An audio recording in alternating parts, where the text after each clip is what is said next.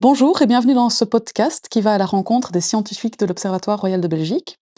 Et pour ce premier épisode, on avait envie de vous faire découvrir un domaine peu connu, celui de la sismologie environnementale. Et pour en parler, nous avons avec nous Raphaël Deplane.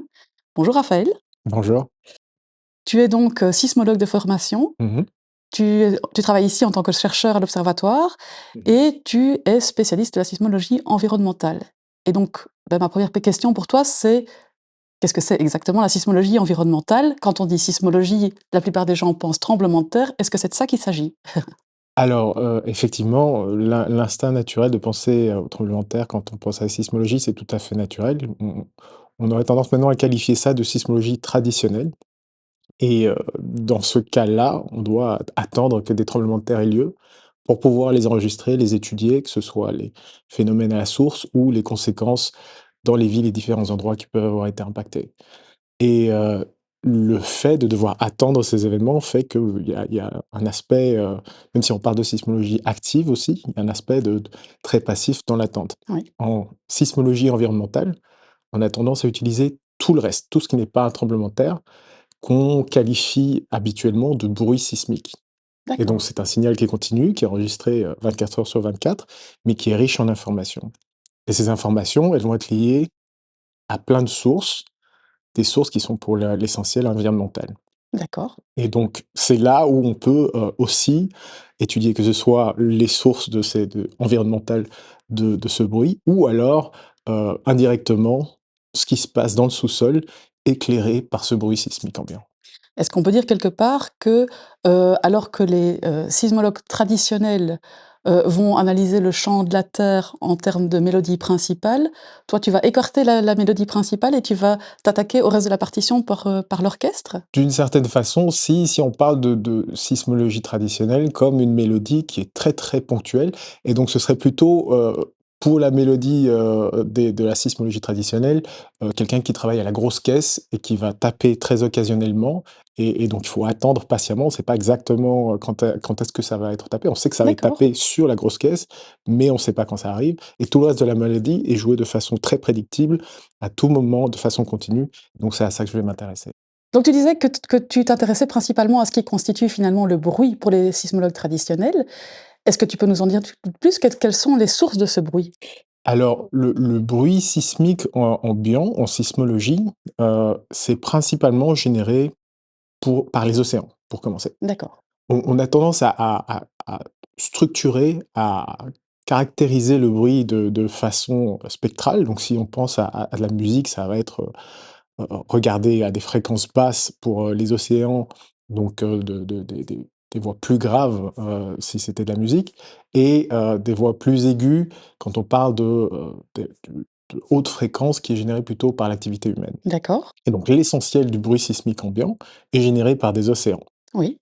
Plus précisément, c'est l'interaction des vagues océaniques avec le sous-sol océanique. Et donc là, on a 2 structures particulières Oui. qu'on appelle les microséismes primaires, secondaires. Ça a l'air compliqué, mais ça l'est pas du tout.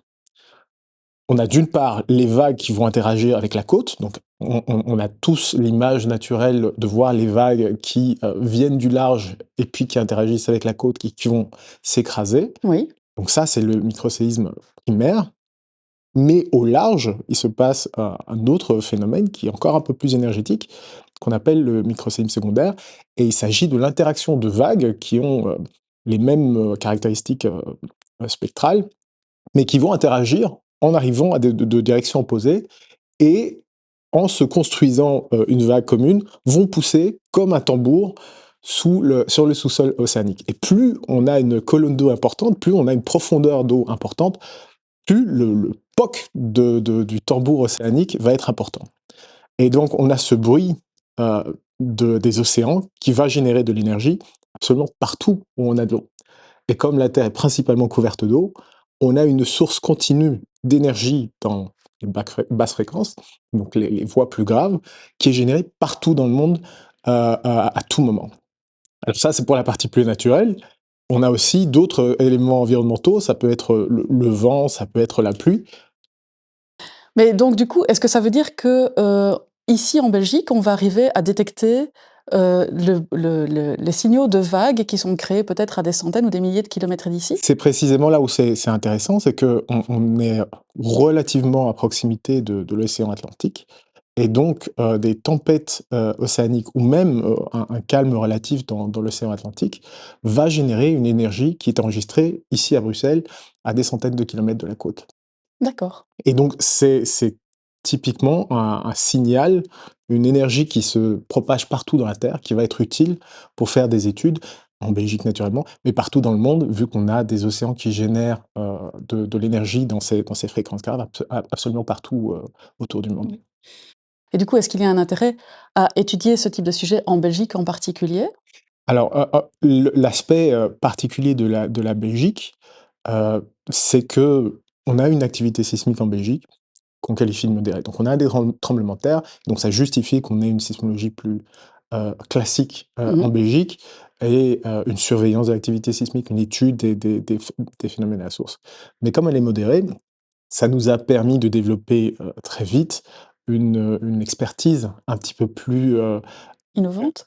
oui, innovante, un petit peu plus, exotique aussi Oui. et qui nous a donné, l'opportunité d'être un petit peu, à la tête des transformations dans la discipline de sismologie, qui allait plutôt en direction de l'étude du bruit sismique ambiant. Et pour nous, ça a un intérêt, dans 2 directions un petit peu, opposées. Dans un premier temps, c'est étudier les phénomènes qui génèrent ce bruit sismique. Oui. Donc on a intérêt, comme partout dans le monde, à étudier, les océans et les changements qu'ils vont expérimenter avec les effets des changements climatiques. On a un intérêt à étudier des variations, de phénomènes environnementaux comme des variations de profondeur de nappe phréatique ou, d'autres phénomènes, analogues. Mais, au-delà, de tout ça, on a des intérêts à aussi pouvoir utiliser ces outils pour étudier notre sous-sol sans dépendre de sources actives. D'accord. Et donc, de façon traditionnelle, on va plutôt utiliser des tremblements de terre pour notamment faire une imagerie du sous-sol, un peu partout dans le monde. Donc Mmh. on utilise des tremblements de terre qui ont lieu, qui peuvent être parfois même très destructeurs, mais qui vont éclairer le sous-sol et on va pouvoir reconstruire la structure interne de la Terre. Et s'il n'y a pas de tremblement de terre, il est possible d'utiliser des énormes camions qui vont générer des vibrations, ce qui peut être compliqué quand on veut essayer de faire de l'imagerie dans des régions D'accord. peuplées. Et donc ici, l'avantage qu'on a en utilisant du bruit sismique ambiant, c'est qu'on utilise des vibrations qui ont lieu de toute façon, Oui. qui Tu ne veux sont dire pas les destructives, qui oui. ont lieu à tout moment, partout, sur la terre, ferme. Mmh. Et on va utiliser l'énergie de ces vibrations pour illuminer le sous-sol et pouvoir l'étudier, que ce soit dans l'espace, donc essayer de l'imager comme on pourrait imager le corps avec une IRM, Mmh. et évaluer comment certains facteurs varient dans le temps. Donc faire de la surveillance de certains facteurs dans le temps. D'accord. Tu as mentionné, effectivement, parmi les bruits que tu étudiais, le bruit des océans. Est-ce qu'il y a d'autres types de bruits auxquels tu t'intéresses? Alors oui, de façon générale, on va souvent retomber sur le bruit des océans parce que c'est le bruit sismique ambiant dominant, quand on Oui. parle de sources naturelles. Mais si je reviens à l'analogie de la musique, donc le bruit des océans est relativement grave dans la mélodie, des vibrations de la Terre et dès qu'on monte en fréquence, on va avoir au-dessus de 1 hertz pour être plus précis, on va avoir des sources naturelles comme le vent notamment, mais on a aussi beaucoup de sources anthropogéniques. D'accord. Anthropogénique, c'est un mot assez fleuri, c'est en vrai, c'est juste les vibrations qui sont générées par l'activité humaine. Oui. Et là, dans tout ça, on a énormément de sources. Ça peut être, rouler en voiture sur une autoroute, les trains, les trams, les métros, des activités industrielles. Il y a énormément d'activités humaines qui vont générer des vibrations qui, elles, après se propagent dans le sol. Et on sait comment caractériser ce bruit. Il est en général dans ces fréquences plus élevées, plus aiguës. D'accord. Et donc ce bruit finalement généré par l'activité humaine, c'est quelque chose dont tu te sers comme un outil, au final? Ça devient un outil de façon différente. Encore une fois, ça peut Oui? éclairer, illuminer le sous-sol dans des fréquences plus élevées pour Oui? étudier notamment des structures plus superficielles, donc des D'accord. trucs, des éléments qui se passent plus proches de la surface. Oui? Ou alors ça peut être utilisé pour étudier justement les variations dans le temps de l'activité humaine. Une application notamment, c'est, essayer d'étudier, le trafic sur un pont ou une structure, particulière dont on veut connaître, l'impact de cette activité sur la structure. Il est possible d'utiliser des capteurs sismiques ou, Oui, j'irai plus en détail plus tard là-dessus, mais des fibres optiques oui, pour étudier, la fréquence de passage, l'impact de ces fréquences parce qu'au lieu de juste compter le nombre de véhicules, si on veut savoir s'il y a plus de camions oui. très, très, lourds qui vont générer d'autres, stress sur la structure, on peut étudier les outils sismiques pour essayer de qualifier de façon très précise le transit, le type de transit qui a lieu dans certains endroits et après retirer toute une série d'informations qui sont utiles pour des tas d'autres prises de décision. Oui. Et donc, si je te suis bien, le type d'études que tu vas mener, ce seront plutôt des études de type statistique sur le long terme, plutôt que l'analyse, par exemple, d'un événement ponctuel tel que la détection d'une tempête qui se passe dans tel océan? Alors on entre dans l'aspect compliqué de notre travail, sachant que les échelles de temps sur lesquelles on travaille peuvent être de l'instant à des longueurs de temps extrêmement courtes. Pour répondre à ta question, on fait tout. C'est pratique. On fait tout ça et c'est compliqué parce qu'effectivement, on peut passer beaucoup de temps à rechercher un événement très spécifique comme, une tempête, comme tu le mentionnais, pour essayer de qualifier de différentes façons Oui, les particularités de cette tempête, que ce soit l'énergie qu'elle contient, son potentiel destructeur ou son itinéraire. oui. Ou alors sur le même phénomène ou voire d'autres, on peut essayer d'évaluer comment, toute une série de paramètres évoluent dans le temps. Et de nouveau, quand on parle de temps, selon qu'on recherche une chose ou une autre, le temps n'a pas la même valeur. Quand on D'accord. parle d'un tremblement de terre, bah, les ondes sismiques peuvent se propager sur plusieurs, minutes, voire heures pour traverser toute la Terre. Quand on parle d'une tempête, ça va être plusieurs jours. Oui, Quand on parle de l'activité humaine, on peut essayer de regarder ça sur plusieurs années également. oui. Donc l'échelle de temps à laquelle on travaille, en réalité, elle est extrêmement flexible selon, les particularités physiques à laquelle on s'intéresse. Et dans tes études en particulier, est-ce que tu vas plutôt t'intéresser justement à une évolution très long terme? Et dans ce cas-là, quelle sera la plus longue, échelle de temps que tu vas analyser? Là, on touche aussi un élément très intéressant, c'est que, encore une fois, pour revenir sur les phénomènes qui peuvent avoir des paramètres physiques intéressants à regarder à très long terme, on en a pour lesquels la sismologie est placée de façon unique pour les étudier. D'accord, Je vais revenir sur le cas des tempêtes océaniques, plus précisément. Chaque fois qu'une tempête a lieu dans un océan, elle génère un très haut niveau de microséismes secondaires. Donc si tu te souviens, il s'agit des ondes, des vagues sismiques qui se rencontrent venant de directions opposées oui, et génèrent un gros paf, sur le sol, océanique.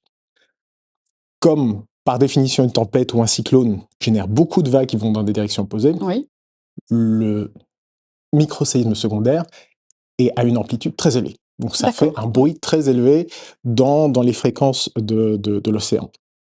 Et ces paramètres peuvent varier en fonction de plein d'autres paramètres.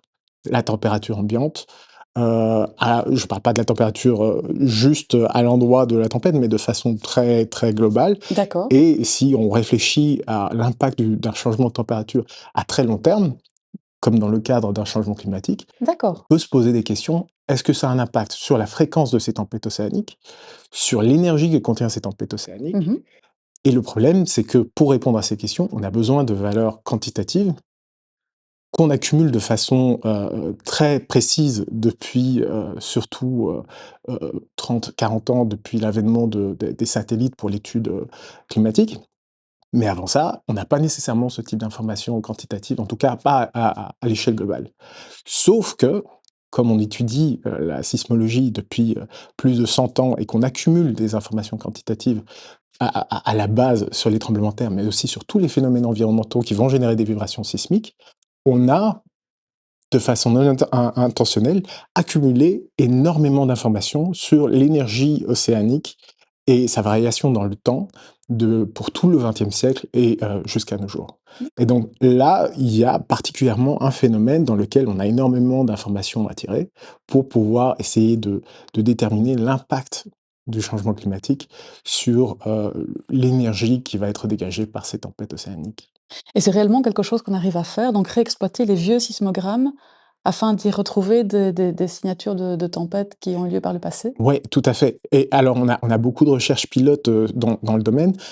Je dirais que là, on est actuellement à la frontière en termes de des progrès qu'on peut, faire dans l'exploitation des informations sur ces instruments. Le vrai obstacle, à l'heure actuelle, c'est la vitesse à laquelle on scanne les sismomètres papier. Parce qu'il faut Ah savoir oui. que, si maintenant on a l'habitude de traiter des données numériques Mmh. et de tout manipuler depuis des ordinateurs, si on va chercher dans le passé, surtout avant les années, 90 et années 80, beaucoup de ces données étaient enregistrées sur des papiers. Ah oui.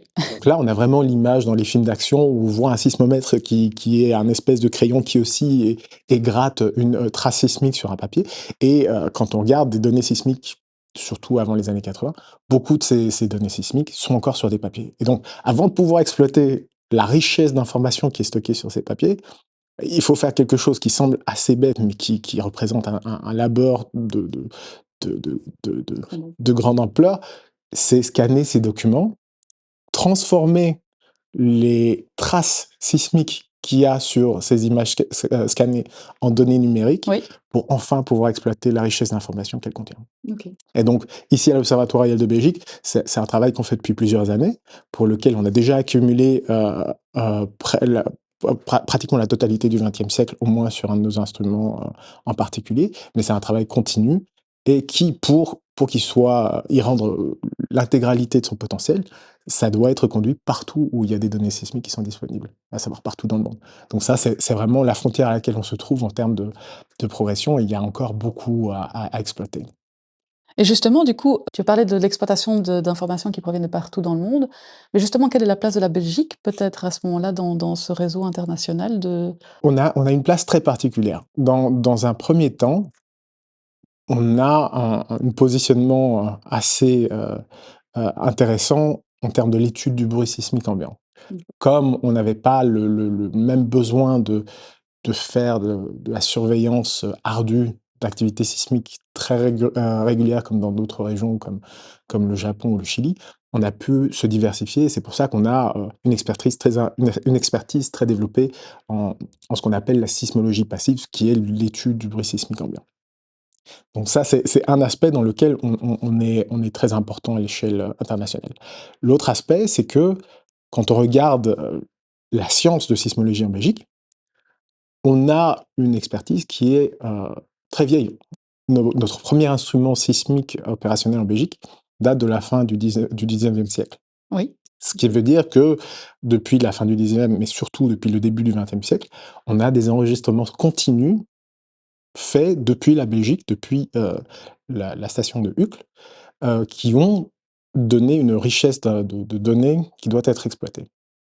Au-delà de tout ça, on a mis en route, des projets assez tôt, à l'échelle globale, pour exploiter cette richesse d'informations. Et donc on se trouve vraiment à un endroit, à une position de leadership à l'échelle européenne et globale, en termes de dynamiser l'exploitation de ces données, sismiques anciennes, pour pouvoir exploiter toute l'information sur les variations, climatiques, qui peuvent être stockées à l'intérieur de ces données sismiques. revenons peut-être un petit peu sur les aspects plus pratiques, de tes recherches. Lorsque tu écoutes la Terre, quel type de données utilises-tu? Quels sont les instruments dont tu as besoin? Ce sont des sismographes, classiques? Alors, quand on parle des activités plus récentes, je veux dire, celles Mmh. qui s'intéressent pas nécessairement aux données anciennes, on a des données qui sont numériques, qui sont enregistrées par différents types de sismomètres. Les Alors sismomètres, oui. les sismomètres sont de dimensions beaucoup plus réduites que par le Mmh mh. passé et donc on en a qui vont être, installés de façon permanente. Mmh. En Belgique, on a un réseau de stations sismiques permanentes qui est assez développé pour un pays à sismicité modérée. Et donc, en fonction des projets, on va utiliser ces données-là. Pour d'autres projets, on va déployer de façon temporaire un réseau mobile.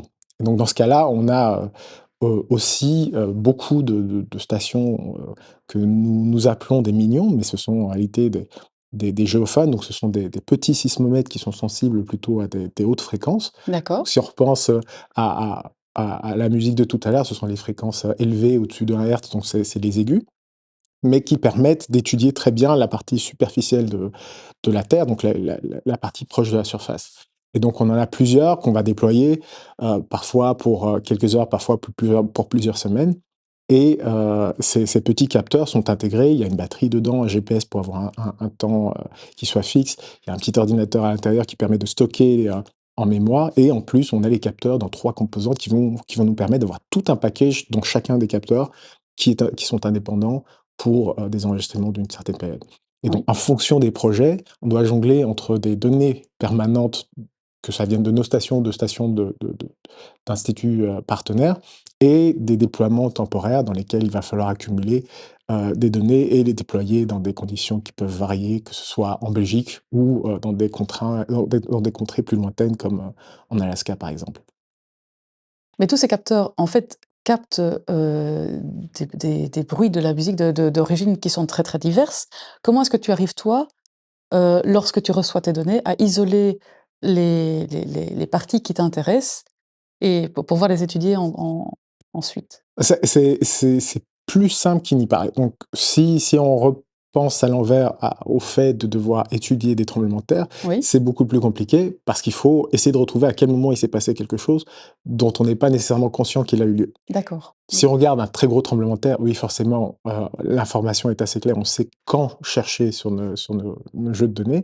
Mais s'il faut chercher des événements plus faibles, que ce soit des tremblements de terre ou par exemple, on étudie aussi des fractures dans des glaciers ou des, heu, des calots glaciaires, là, on ne sait pas quand on les cherche. D'accord. Dans mon cas, c'est beaucoup plus simple parce que comme j'utilise, le bruit sismique ambiant ou le signal continu, je fais le travail inverse. J'utilise tout le temps qui m'est disponible, Oui, quitte à juste évacuer de mes données des moments où il y a eu des événements à énergie, très, très importante comme des tremblements de terre ou autres, qui, vont, perturber l'étude du phénomène que je suis en train d'étudier.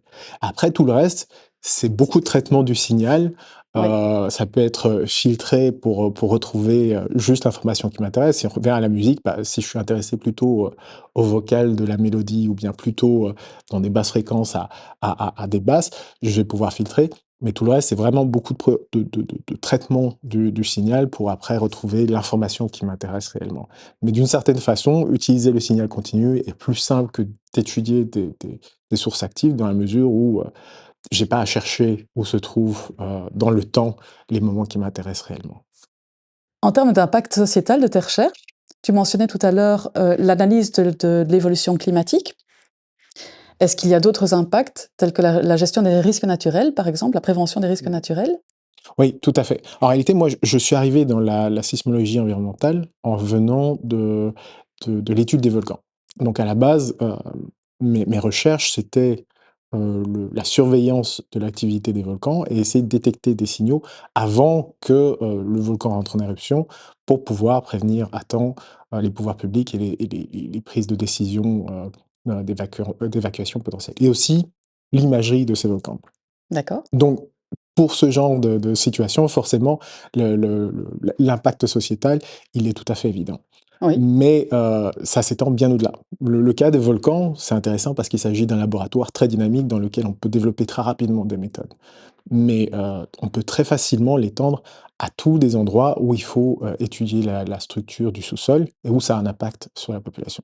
oui, Imagine, que tu as à faire des travaux importants dans une région, mais tu ne connais pas bien le sous-sol et tu as peur que ça coûte très cher parce que la roche-mère se trouve très proche de la surface et dans ce cas-là, oui, ça coûte beaucoup plus cher. Il est possible de faire ce même type d'analyse pour pouvoir anticiper, le type de travaux qu'il faut faire et mieux planifier, le financement de ce genre de travaux. Nous sommes en plein développement de recherche de sources d'énergie renouvelables et il y a beaucoup plus de développement notamment d'utilisation de géothermie en Belgique et partout dans le monde. Beaucoup des activités qui vont avoir lieu autour de la géothermie, que ce soit au préalable ou pendant le développement de ce genre de projet industriel, va avoir besoin de beaucoup de surveillance pour éviter, toute fracturation ou tout problème pour ce genre de développement.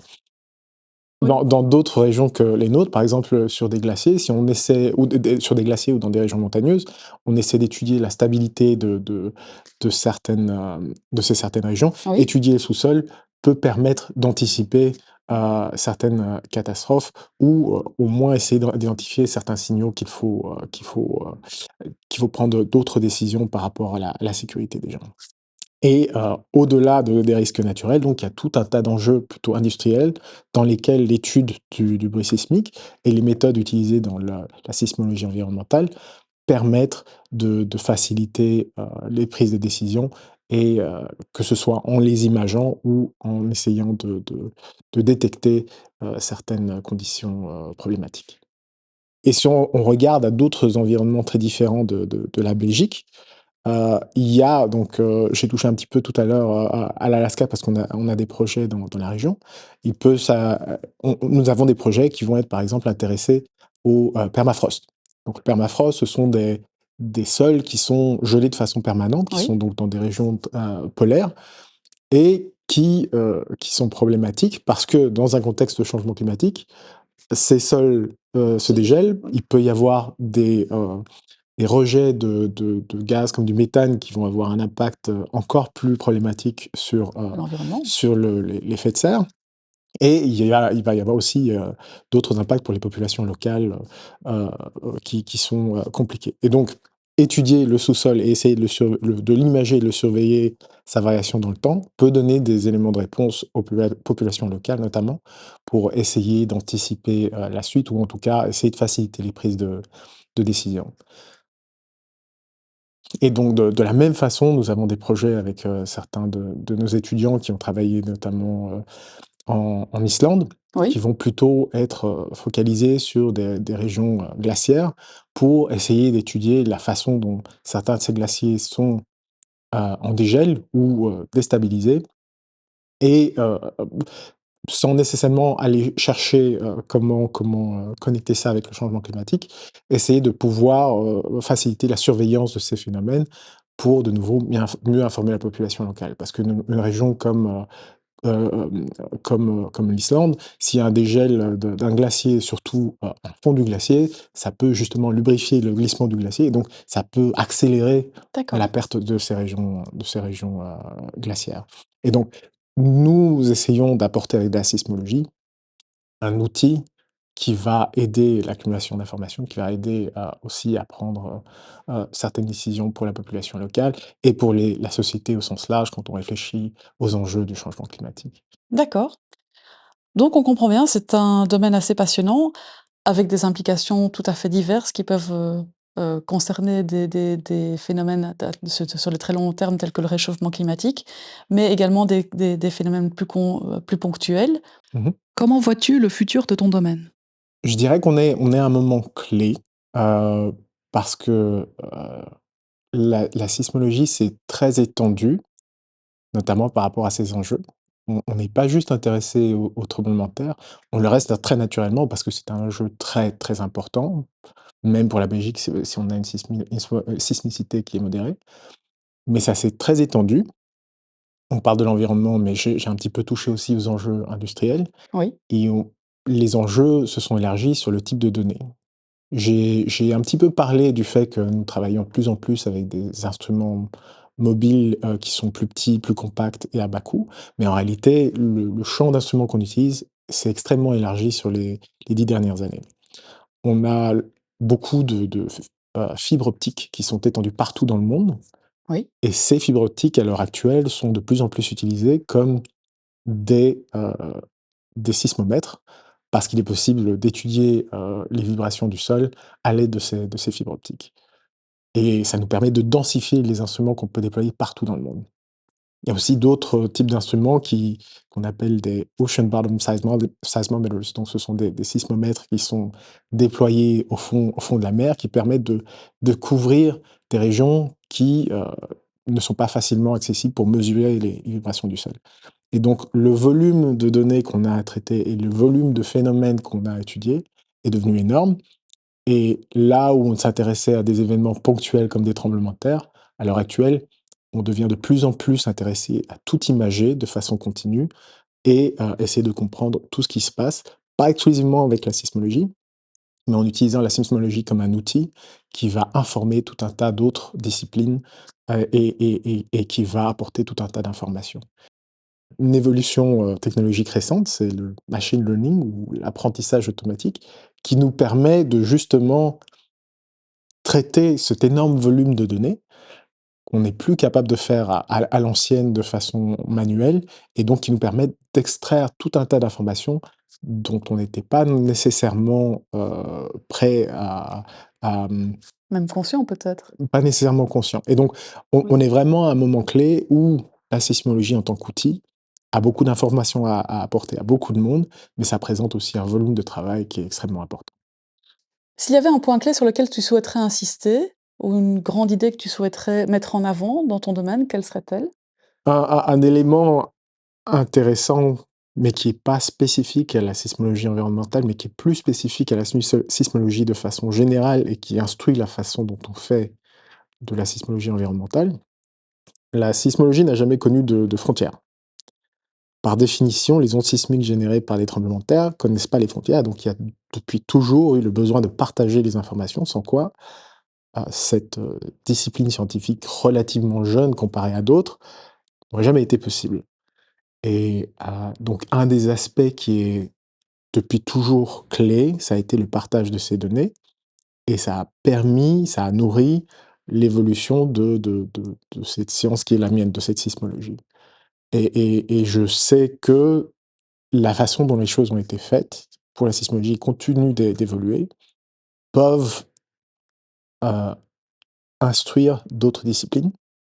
Et je dirais que c'est peut-être quelque chose que je veux partager à la population plus large.